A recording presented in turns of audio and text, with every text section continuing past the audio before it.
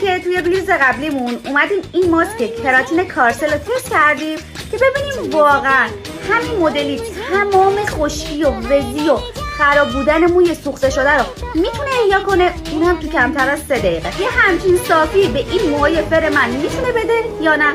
حالا بریم با هم دیگه نتیجه رو ببینیم. میبینید اصلا دستم هم داخلش نمیره.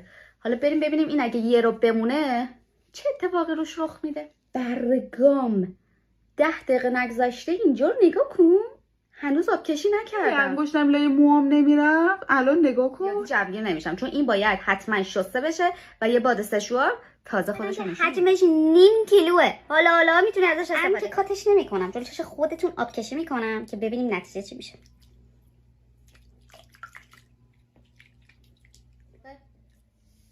برسک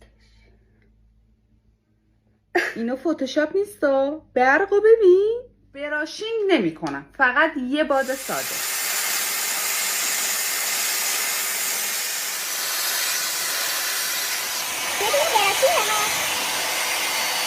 فقط برق این موها رو ببین.